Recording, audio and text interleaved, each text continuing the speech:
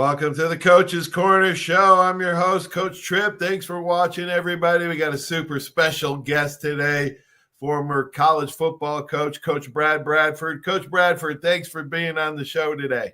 Thank you, Paul. I'm looking forward to this. Oh, my gosh, Coach. Here on Coach's Corner, folks, we try to inspire and educate the mind to think, the heart to feel, and the body to act. That's right. We're going to have a blast. It might be a long podcast, folks, so buckle up and strap in. This is going to be a blast.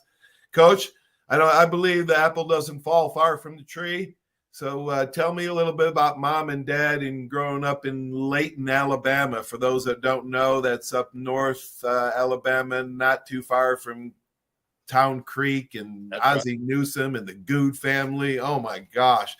There's something in the water up there, Coach. It is. Let me start out by correcting you. It's Layton. Layton, Alabama. We're known for Percy Sledge. Yep.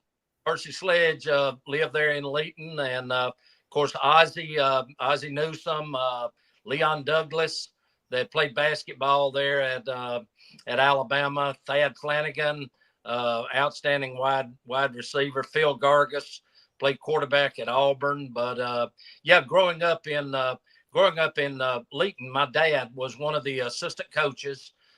He was the head baseball coach, and he was an assistant football coach. And when I was like 8 or 9 years old, I was like all coaches' kids. I already knew our offensive playbook. And so from an early age, it was almost like I was born to coach, and I played all the different sports like everybody did: football, basketball, and baseball. And Layton is about 8 miles from Town Creek, which is where all the Goods are from. Chris and Carrie and Pierre and Clyde. Yeah. Matter of fact, and Antonio Langham, Tony, their cousin, their first cousin. That is correct. And my dad was actually, he went to Hazelwood High School, and my dad quit high school between his junior and senior year when the war broke out. And so he was 17 years of age, and he went and joined the Army Air Corps, flew 31 missions in a B-17, came back. He was too old to play football, baseball, and basketball. He's a great athlete. And so he started helping the coaches there at Hazelwood. And then he went to University of North Alabama over in Florence on a baseball scholarship and the GI Bill. And then he went into coaching and teaching. He did that for 34 years. My mom did it for 35 years. And wow. Mother graduated from the University of Alabama in 1947.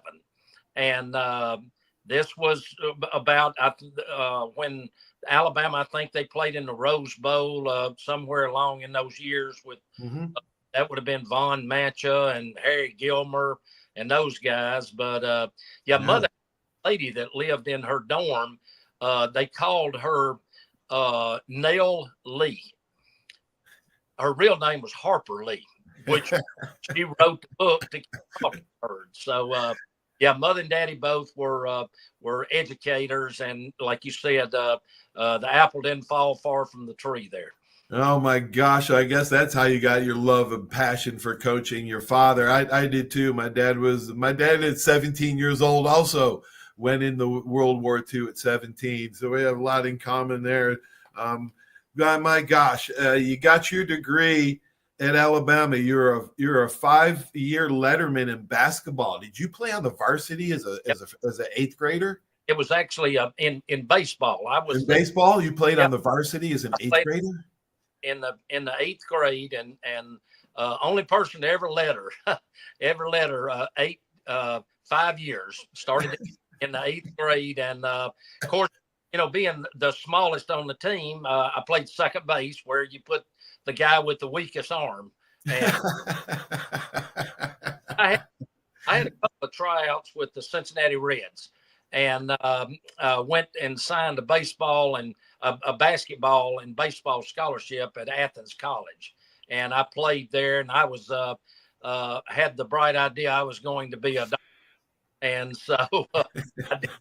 And I transferred to Alabama, gave up my scholarship, and Trip, I ended up spending too much time at Foster Auditorium. Oh my gosh, Coach! Who gave you your break? Who gave you your break in coaching? I know. Let's talk about high school coaching first. Yep. Because you coached a lot of my teammates, Wes Neighbors, yep. the great Wes Neighbors center, All-American along with his dad, All-American center, Scott McCrae, Steve Booker, Hoss Johnson, all those guys I played with. And you coached all those in high school at, yep. at Huntsville High School? What high school was it? Huntsville High and Butler. Steve Booker was at Butler. And when I was at Butler in 1979, John Childress was the head coach, and he encouraged me to try to get a head coaching job. And I took the job at Tanner High School at 28 years of age. Trip, I went there, going to change everything. First meeting, we had 21 players. And Coach, you did something right. You went 19-2 in 2 seasons there.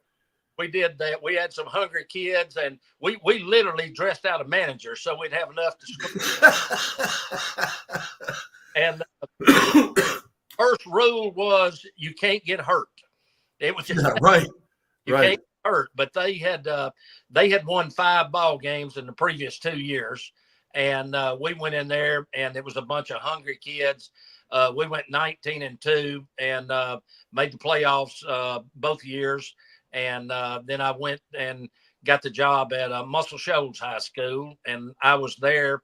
And you probably remember Rocky Felker. Oh, yes. Yeah. Well, Rocky was recruiting up in our area, and I got to be friends. I got to be friends with Rocky. And at that time, he told me, he said, Coach Dye at Auburn was killing Alabama in recruiting. And one of the reasons was they had good relationships with most of the high school coaches in the state. And he said Coach Perkins was looking to bring in some high school coaches to join his staff. And so you had already been playing at Alabama, and I met Ray, and he invited me to come down. Invited me and my wife and I to come down and interview, and we did. And we went over to his house, and Ray took a chance on me when nobody else did, and he offered me to be the director of Bryant Hall Athletic Dorm. And of course, I think you were married. Right.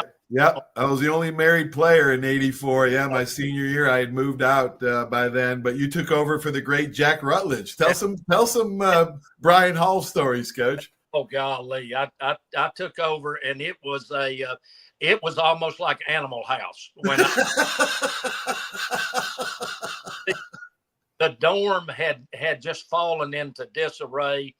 And when Ray hired me, he said, I want it quiet and I want it clean, and they better be in on curfew. And then he leaned over, he said, and if you can't do that, I'll fire you and find somebody. Welcome to big time college football, man. Holy cow. And it was I was there with Cornelius Bennett, Mike Shula, Neighbors, Hoss Johnson. Oh my gosh. Yeah, all those guys. Yeah, absolutely. John, Cornelius Bennett just came to our banquet here in Pensacola last week. I had him on the show last week. I was telling my wife, I said, this is such an honor for me to even be in the same studio with where Sylvester Croom and Cornelius Bennett and Ozzie Newton. I mean, I watch all your podcasts, and it's just it's amazing to me. And thanks, Coach. That's what we got to tell stories about these men, because these men were unbelievable. The staff that Coach Bryant put together, and I think emblematic of his stature, because he always said he was only a giant because he was standing on the shoulders of other men. And he, let's talk about him. The great Ken Donahue, defensive coordinator. Lewis Campbell, my DB coach, who I didn't always see eye to eye, but he made me not only a great player, but he was better than my pro coaches. Lewis, a good one. He had been, and he recruited at one time. He was recruiting North Alabama, so I would see him from time to time. Would you? One thing about Ken Donahue, he never missed a meal at Bryan Hall, and that's because he burned like 5,000 calories a day. He was 60 years old, and he was out there doing sprints with his D linemen. It was amazing, and he. I made the mistake one time. Trip. I rode down to the beach with Coach Donahue, and he did not want to go at all. But Coach Perkins made him go. It was an alumni get together. Trip, when he was driving, this is the honest truth, he had a clipboard holding it with his left thumb on the steering wheel, and he was doing X's and O's while he was driving. Right there, he got down to Destin for the coach get together and all that, and he had a 16 millimeter projector with him, and he didn't even come out of the room. He wanted to sit there and watch film and all.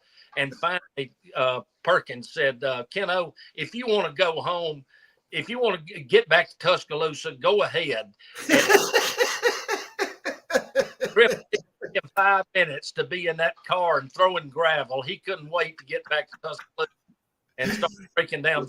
Oh my God! He picked me up at the airport in Birmingham in the summer of 1980, which still has record highs to this day. Yep.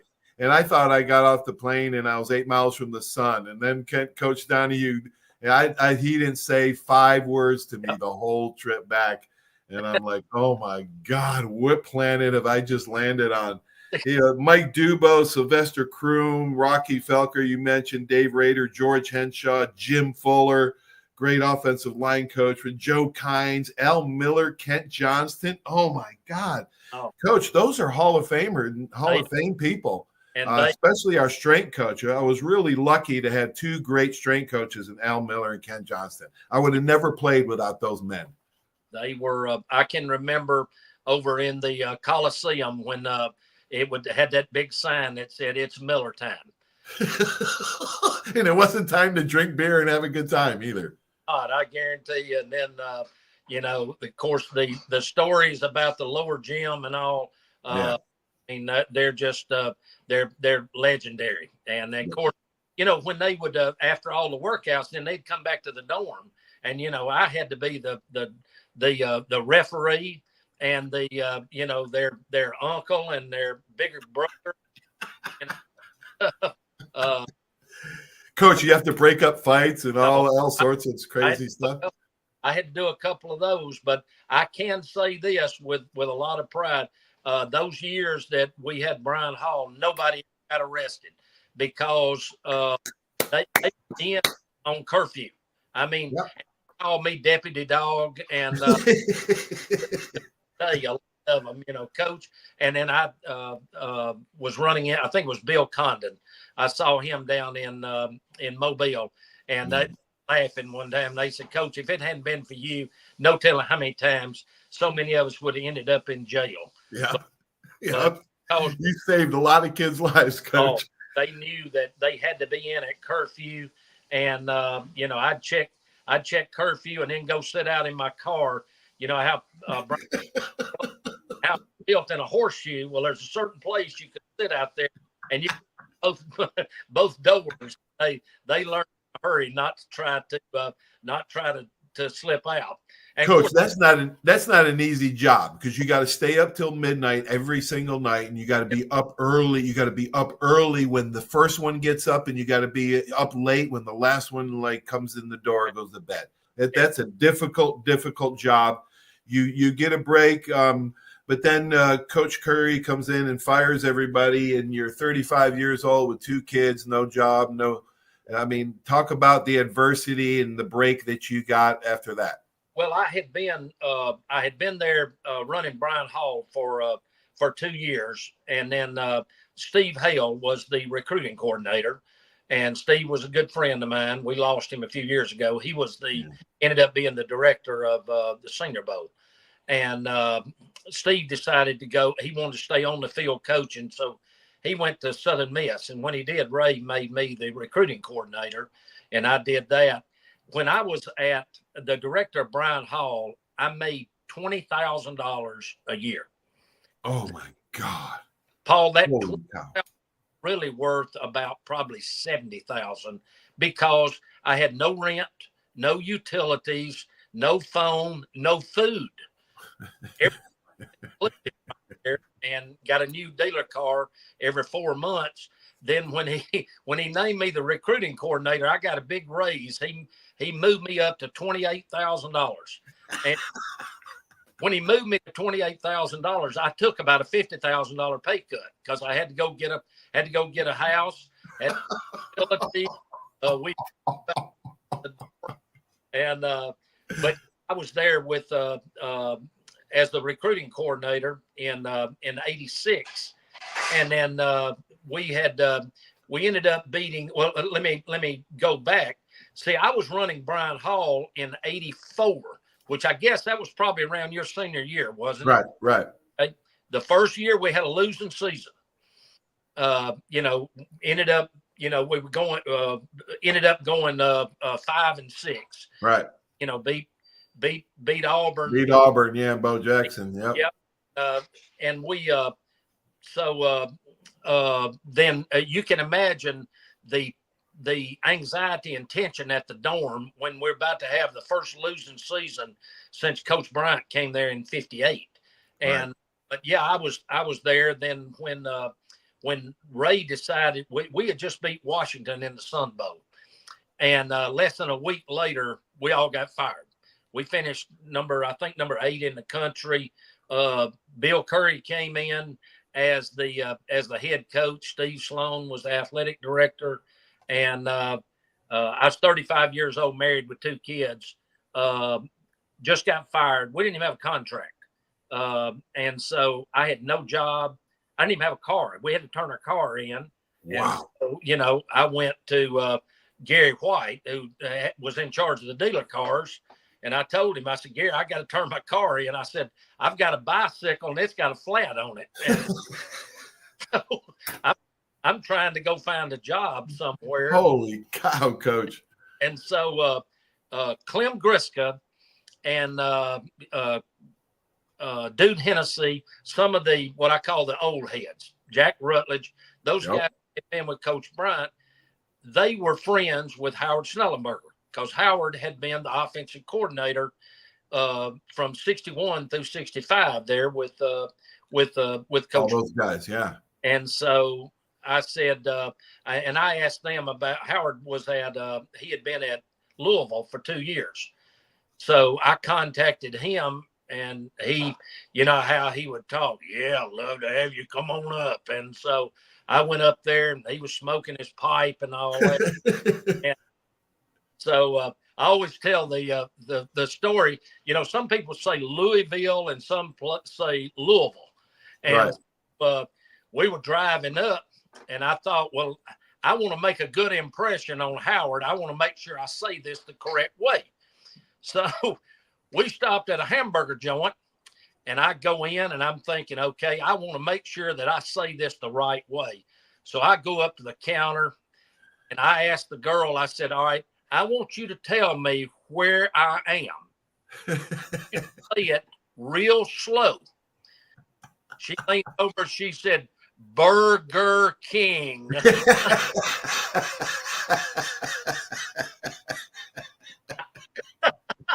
Oh, God. The job as a graduate assistant, making $260 a month. Wow. Let me say that again. That's $260 a month. I was 35 years old, married with 2 kids, and just never been to Kentucky in my life. And Howard offered me that position, and I just there was something about him, his charisma and everything. Of course, he recruited recruited Joe Namath at Alabama. And so I just asked him, I said, Coach, let me ask you this. When we win the national championship, do I get a diamond ring just like everybody else? He said, sure do. I said, I'll be here. And folks, we're talking with Coach Bradford. That's right. He was actually named one of the best recruiting coordinators in the country, and had a long career. And Coach Schnellenberger, of course, was a coach for Coach Bryan and played. Let's tell that story, because a lot of people don't realize it and read books like we do, Coach, about Bama history. But tell about the story of Schnellenberger going up and corralling Joe Namath in Pennsylvania. He was Coach Bryant had gotten word that there was this great athlete up in Beaver Falls, Pennsylvania, named Joe Namath. So he told Howard, and Howard, Coach Schnellenberger had told me this story when we'd be on the back roads recruiting and all that. He said, here's my credit card. Okay. When you get up there, do not come back without Joe Namath. So Howard goes up there. He didn't, and one of the reasons that he sent him up there is because Coach Schnellenberger was Catholic. And he knew that Namath and his family were Catholic. Yep. And he thought that would be the connection. Right. Coach Bryant didn't tell him that he had less than $200 on his credit card. So he gets up there and runs out of money. So he sleeps with the Namaths on their couch. Oh my gosh! 2 or 3 nights there, and he got to be good friends with Ms. Namath. And of course, Joe had never been to Tuscaloosa, sort of like you coming down from New York, and it was a culture shock. And so he had told him to not come back without him, and so he brought him back. And of course, the history, and Coach Berg was the offensive coordinator. They won the national championship in 61. 64 and 65. It should have got it in 66. Of course, Howard went to the NFL then. See, a lot of people, Paul, they don't realize that Coach Schnellenberger played under Coach Bryant at Kentucky. Right. He played under him there at Kentucky, and he always would make the joke about Coach Bryant talked about how hard Junction was. He said if what he put us through at Kentucky, he said Junction was like a Boy Scout camp. Gosh, Brian, he was so tough, man. I was so lucky to get him when he was older and mellowed out, because I don't know if I could have withstood a Junction boy or Kentucky. Man. When we were in Louisville, we didn't have 2-a-days. We had 3-a-days. Right. We had 3-a-days, and you talk about it being tough, and those guys, still tell those war stories and all about that. See, we didn't have a lower gym at Louisville. We had what they called under the stadium, which was just a steel stadium, bleachers, and did all those drills out there. Well, in January and February in Louisville, Kentucky, it gets cold. And having to do all those drills, mat drills, open, and we didn't have lights on our practice field. And people think that we're telling the people that went through this are telling lies. We literally 2 or 3 times, all the players had to go get their cars, pull them up to the edge of the practice field, and turn the lights on. To finish up the practices and all, and but did Coach Schnellenberger ever talk about Babe Pirelli and George Blanda? He did, and he said that you heard I think it was George Blanda. I think he said that the first team meeting when Coach Bryant walked in, I might have heard this. He said when he walked in, I now knew what God must look like. I know it's sacrilegious, but he just said Well, I remember the first team meeting when, being a walk-on Yankee, slow, fat, dumb, weird, wild, weak one. By that means, I got in there and I'm sitting back, in my chair, in the team meeting room, and it's like an amphitheater there, and as soon as Coach Bryant rounds the corner for the first meeting, everybody in the room did this. Yeah. Now, somebody must have been slouching early in Coach's career that it just passed down generation to generation. You never slouch in a chair. Your attention total is on Coach Bryant. The respect he demanded was just unbelievable. Coach, what are some of the coaches that you really admired that you took a lot in your coaching career, and somebody, maybe a characteristic that the great coaches all have in one characteristic they have in common? Well, I would I'll always put Ray Perkins on a pedestal. He did things that nobody else could do at Alabama, and it was and one of the greatest, in my opinion, one of the greatest coaching 2 weeks he did was in 1986 before we went up to play Ohio State in the kickoff classic. I don't know if you remember this or not, but we had a defensive lineman named Willie Riles. Willie Riles died of a aneurysm the week of the game. And so we had to go up to play Ohio State, and Ray managed to keep the team together. And he basically told the NCAA what they could do with their rules, because we flew out of Birmingham. Well, technically, the way you're supposed to do it, you're supposed to come back from where you left from. Well, Willie Riles' funeral was over in Columbus, Georgia, Phoenix City. So Ray said, "No, we're going to fly back over there and then catch the bus back to Tuscaloosa." But Ray took a chance on me when nobody else would. And people say, yeah, he had the personality of a door, and but he was always good to me and my family. And then, of course, Coach Snellenberger, the big thing that I got from him, and he would sign all of his pictures and everything, and he would always put, "To believe is to be strong. To believe is to be strong." And when he went to the University of Louisville, and that was when you had 95 guys on scholarship, Howard said a number of times there weren't but like 5 that should have been at the Division I level. And so we started changing the attitude about the University of Louisville and coming to Louisville, and so we recruited more and more down in Florida. But yeah, Howard, that would be 2 of them. Of course, it's always impossible to not talk about your high school coaches. I played under Coach C.T. Manley, who's in every kind of Hall of Fame there is. Played basketball. Oh, wow. Yeah, under Jerry Daly, who ended up coming to Alabama as the freshman basketball coach. And of course, my dad, I was around him all those years. And wow, you were around some great coaches, Coach.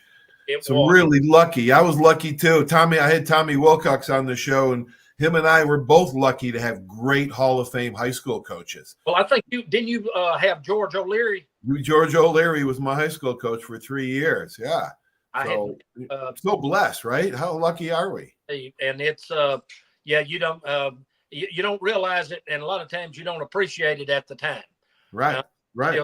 It's years later, and then it's you don't want to. Too many of them pass on without. I wish I'd taken time to tell that coach what he meant to me. Yes, absolutely. Or that teacher. Matter of fact, I'm getting ready to do a keynote address to all the Adopt a School program over in Tuscaloosa. And one of the points of emphasis has to do with making sure that you let those teachers know. And, I believe a lot in acronyms. And one of those is BOAT, B-O-A-T. and that stands for because of a teacher. Because of a teacher. And just like in your situation, you can, or anybody you have on this program, they can go back and think of a teacher or a coach that made a difference.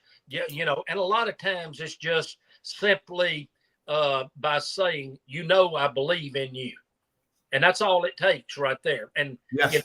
Guys will run through a wall for that. And, absolutely, Coach. That's a great point. That's a big part of was my coaching protocol. Tell the kids how much you care about them, and they'll run through a brick wall for you. Noble professions. You also talk a little about that on your blogs. I think let's talk about this a little bit. Noble professions. Nurse, number 1 in my book. Teacher 2, soldier, coach, police officer, preacher. Billy Graham always said coach will positively influence more kids in 1 year than most people will in a lifetime. So that's how much Billy Graham thought of coaches. Coaches and teachers are very much alike, but nurses are up there. Those are just some professions that I think I've heard you talk a little bit about. Did you hear me, Coach? You back on? Can you hear me? We got disconnected there. But yeah, we were Coach talks about that. He's got a blog every Monday, Wednesday, and Friday. Coach, can you hear me?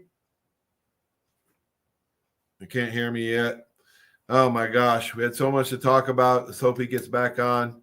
But yeah, coach many places. Learned everybody. I wanted to ask him about recruiting. Because he's a multi-sport athlete himself, as I was. And I think recruiting coordinators probably look for that in high school players. They look for, let's see if we can. Coach, you there? Coach, you there? Can't see what's going on here. Unmute mic. Coach, you got mute on. Coach, you got your mute on. Try to text him. See if we can get him back on real quick. Talking with Coach Bradford, longtime college football coach, Alabama, Louisville. Let's see.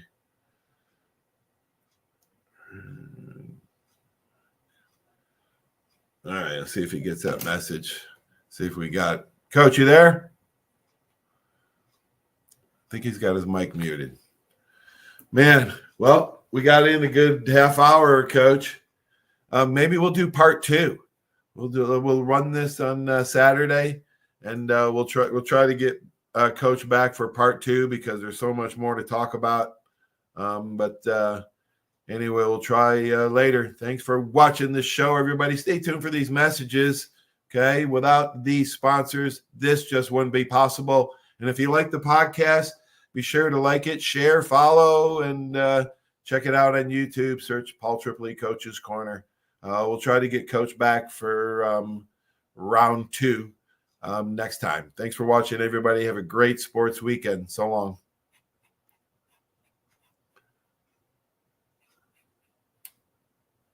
There's a reason why Hill Kelly in Pensacola is the #1 selling Chrysler Dodge Jeep Ram dealer between Jacksonville and New Orleans. While other dealers have taken advantage of a competitive market with higher prices, Hill Kelly has discounted prices to the lowest of the year. And Hill Kelly in Pensacola won't surprise you with excessive charges beyond the selling price. Come see why people from Milton, Pace, Foley, Bay Minette, Daphne, Gulf Shores, Mobile, and beyond are driving to Hill Kelly in Pensacola to buy their next new Chrysler, Dodge, Jeep, or Ram. At Hill Kelly, the bottom line price and your satisfaction are what really matter. So before you sign, check the bottom line and make the trip to Hill Kelly in Pensacola to see what true local ownership can do for you. At Hill Kelly Chrysler, Dodge, Jeep, Ram, Highway 29 in Car City, Pensacola. Or shop online 24/7 at hillkellydodge.com. When it comes to bottom line pricing, nobody beats a Hill Kelly deal. Nobody.